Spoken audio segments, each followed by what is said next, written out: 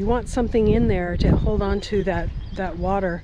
And thanks for all you people commenting on the videos I went through this morning. Hi guys, Laura here from Hedgehog's Homestead. I just thought I'd walk you around the property and showing you the progress that we're making, and we're having a lot of fun out here.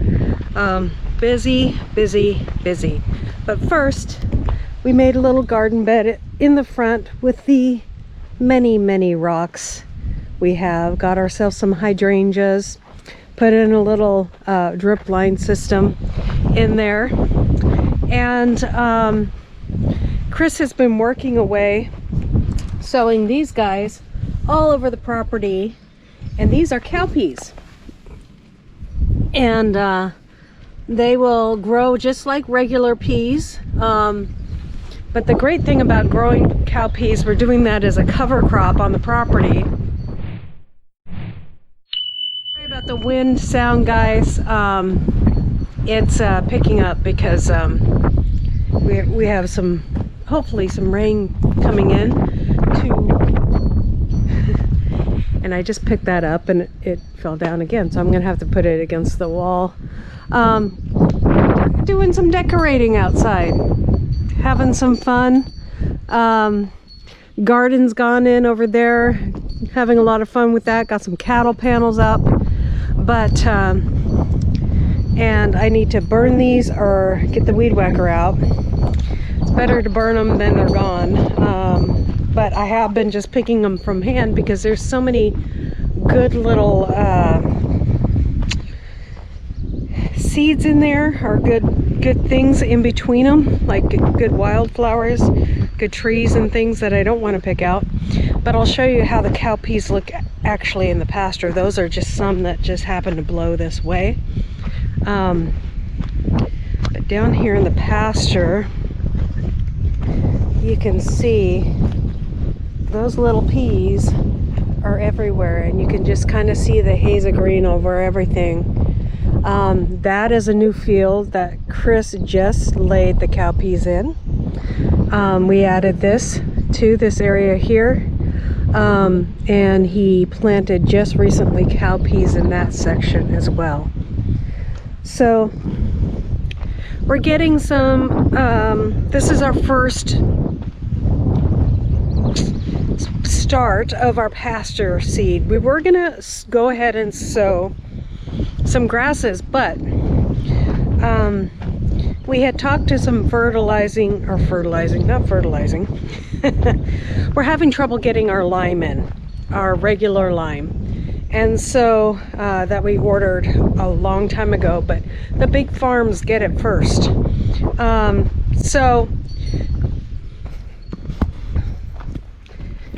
And you know, we're just a little apple. We're just 130 acres.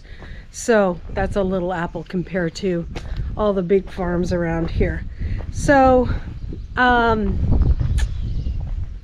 we're waiting for our lime to come, and as we're waiting for our lime to come, we're sowing these cowpeas in because we need a cover crop to hold what we had thought. Well, here's the thing.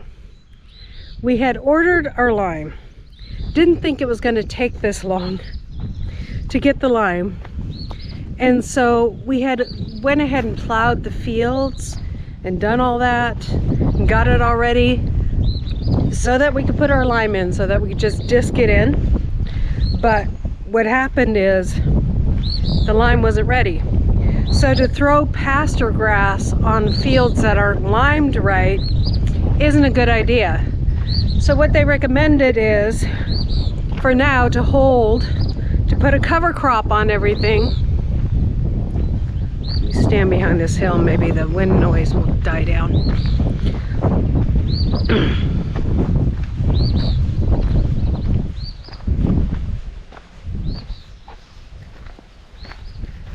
So to get a cover crop in, and so that's why we did the snow peas. They're also really great for deer. Deer love snow peas, so if you're looking something to propagate, snow peas, if you're attracting deer, if you don't want to get caught tracking them with, you know, corn or something like that. So snow peas in your field are great. They're a great cover crop. They're gonna add peas and beans always add nitrogen to your soil. Plus we intermixed with the snow peas is a little topical lime. So we are getting some topical lime on there as well, but it's not gonna last. It's just to get the peas in. I gotta show you something funny. I think my husband dropped a pile right there. And yeah, they're all growing in together. But you can see out here, just fantastically coming in. Now, because our soil is like a 5-5, we don't have the best soil. So they're not coming in and growing as great as most people's right now. But we're still impressed. You guys can see that. They're just coming in like gangbusters. And for first-time farmers, it may not be what is perfect. It may not be the best, but for us who are first-time farmers, we're pretty happy with what is happening out here. And we're seeking out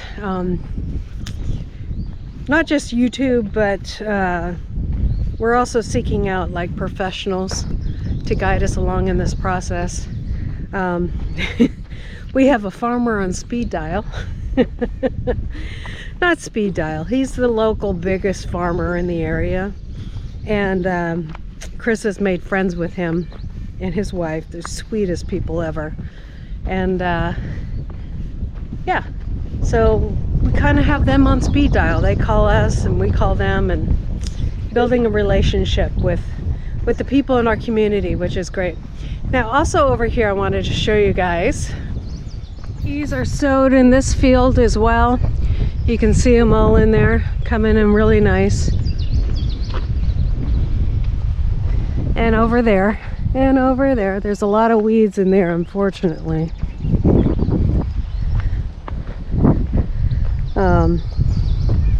But you can see over there in the distance, we have some logging operations going on as well. So we're thinning out our forests and making room for the younger growth to grow and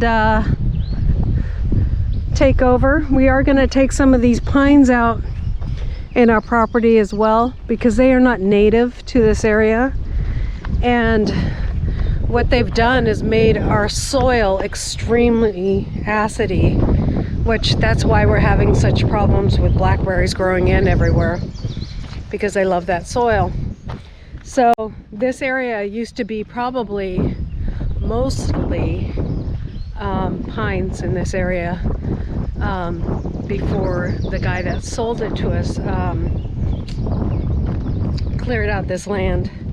And so yeah, this used to be all pines, and so the soil is just a lot of acid in the soil. So Chris is in the front of the property sowing some more, oh, it's coming back this way, sowing some more seed. You can see over here in this field too.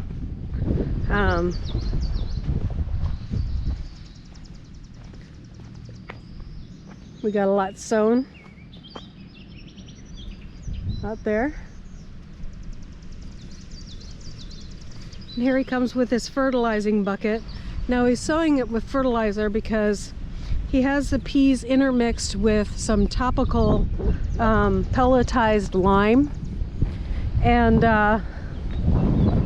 so that's pretty cool. That pelletized lime helps the peas germinate, and they are doing that.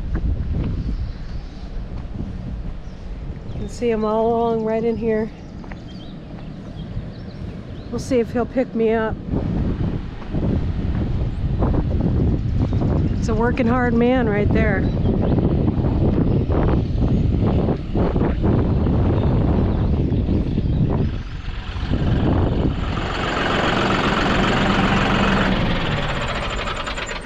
working hard, man. Hey. I mean, this field looks good. Yeah, There's it does. a lot of seed in that field. Yep. I mean, and it's all sprouting out nice. This field over here. field's really sporadic, but again, we got to it late. We didn't get it plowed. Yeah. I mean, we didn't get it plowed, disked. But I mean, we didn't disc this after the fact, and that stuff's coming in. Like awesome. crazy. Yeah, like crazy. Well, maybe the soil over here is just better and that soil isn't as good. It could be, but it's the same makeup, really. It wasn't like this soil over here was like that soil up there that I just did. Yeah. It wasn't like it. That's like crazy how just how free of rocks it is. This soil's really just like this, but again, I think it's because plowed this, dissed it, then got it seeded. This you can just see the seeds are really kind of sporadic. Yeah. Through here. Maybe it was too rough. I'm looking at my settings now. I'm looking at my settings now with writing them down. Writing my settings down, how fast I'm going, what the PTO speed is, so I can kind of see and then look at results. Yeah. You know, but this field is doing awesome. Yeah. All the other fields seem to be doing awesome. It's just this patch right over here. Well, and I think that, I mean, look at all the weed pressure on it. Look at that farming term. Weed pressure. That's yeah. And grazing pressure. Grazing pressure. Weed pressure. I don't know if weed pressure is really a farming term, but I said it. So weed pressure. There's lots of weeds in this field. Yeah. That we didn't. We got it plowed, and then didn't get it seeded really quick enough. Right. Probably. But this was plowed, seeded, or plowed, disked, and seeded very quickly. All these other ones were. I got a little bit of seed left, so I think I'll probably just go back up. For whatever reason, I was going 3 miles an hour through the new field, which it's probably fine, you know. So you're going to add more seed to that field? Yeah, I got a little bit. I got some left, so I might as well. I'll probably just throw another pass down all the way on my way over there, just kind of down through this other field that I've already disked over. It's not going to hurt. I wish I could just throw it down in here, but I don't want to take the chance of trampling what few plants we have down here. Yeah. And I think this field here might just be a redo. Yeah, it may. This is the blackberry field right here. And then we have boulder field over there. Yeah. I've kind of nicknamed that field over there Boulder Field because when I was, you know, working with you, the field that's in front of our house. Well, that's where I just got all the rocks from. A whole bucket full of rocks, big rocks. Huge rocks. So. But see, this field looks dang good. I mean, you can see just all the sprouts all the way through there. Camera probably isn't going to pick it up very well, but there's a lot happening. So I mean, within a couple of weeks, this field is going to be ablaze. Right. Which it'll be nice to see that. Yeah, it will be. It's a lot of work to get. It will be green instead of yellow grass. It'll be green instead of broom sage. Yeah, and it will actually feed animals and not. Yeah. Yeah. Well, not only that, I mean, so by next year, well, even this fall when we're getting ready to plant, you know, if we have to turn it all under, it's fine.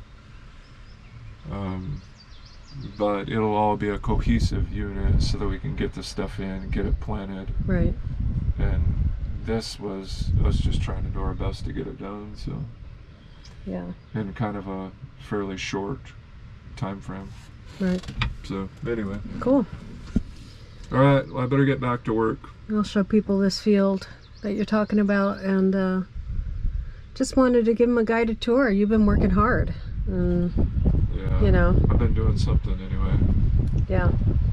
So it's been a long time, but I'm trying to get back after it now. So we want to be involved, and we appreciate you guys coming along for the ride too. Just been super busy, so try to get better about. Hopefully soon we'll get a live scheduled, so yeah, we want to chat with everybody, and it's been a long time in the making. And now I think to myself, I don't even know where to start or even what to say. I mean, we've been so busy. there's been so many things happen. Yeah, I mean, we got logging going on and field prep going on and gardening going on. We're still finishing the house. Animals. We got baby. Yeah. Shopperage is in the works. Yeah. That's another big project coming. So yeah.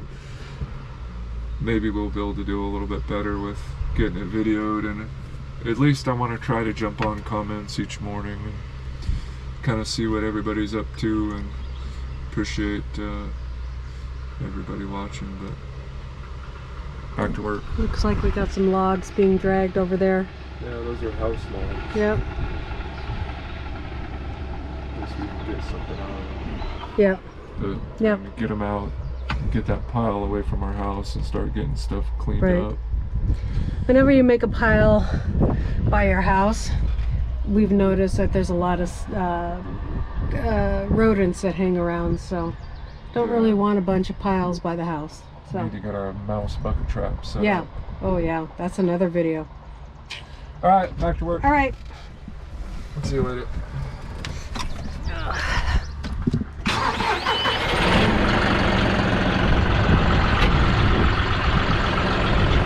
You can see the rocks we have to deal with.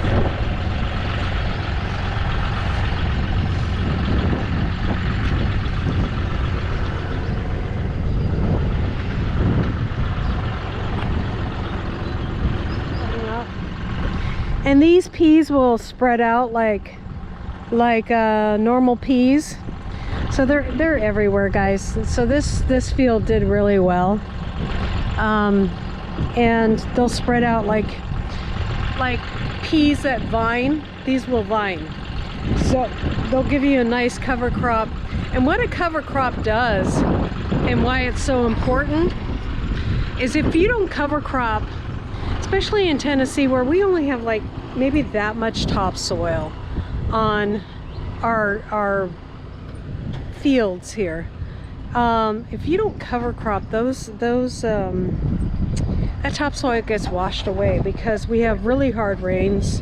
You know, just like anywhere else in the South, you have these hard rains that wash out your topsoil. So if you're not planted, you're oh,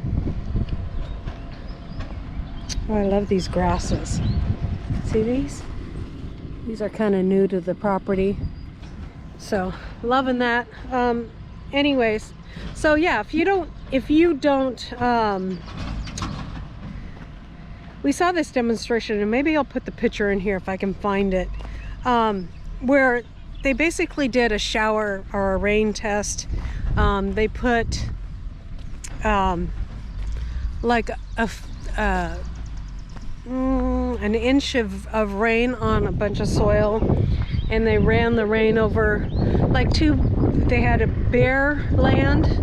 The next one was just covered with like you would with wood chips or something like that, and then the next one had a cover crop on it.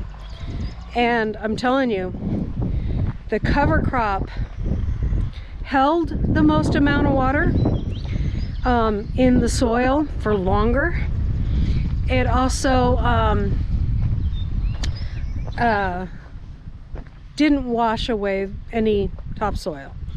The one where it was just covered with like bark dust or whatever, the topsoil washed away a little bit in that, and a lot of water went through that system to the other side, unlike the soil that had topsoil in it, or topsoil in cover crop. And then the one that wasn't covered away at all, topsoil just kind of, the whole watering system was full of just the water that went through it all. So it soaked up barely any water at all and kept it. So that's the thing, is you want that moisture, you want that root system in there. You want something in there to hold on to that water. And rainwater is so important for the ground because it has minerals and things in it, and anyways, you just want it. So I wish I could describe it better, but I'll show that picture to you guys and you'll see. Okay guys, here's the babies. I'm a little bit worried about this turkey right here because he or she doesn't seem to be growing a whole lot. And I don't see him eating a whole lot. There's the geese, and they are very protective. And the ducks. And then all our chickens. We have 10 chickens, 2 ducks and 2 geese and 1 turkey. We lost a turkey. And I hope we don't lose this one because it seems a little melancholy.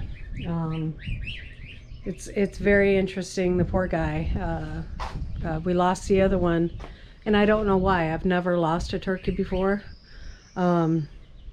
And whenever I say that to people that raise a lot of animals, they're surprised because they're very well known to they're fragile birds when they're first born.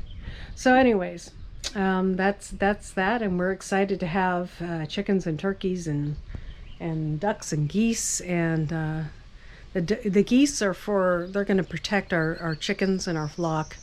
We have a lot of big predator birds in the area, so we really need that protection.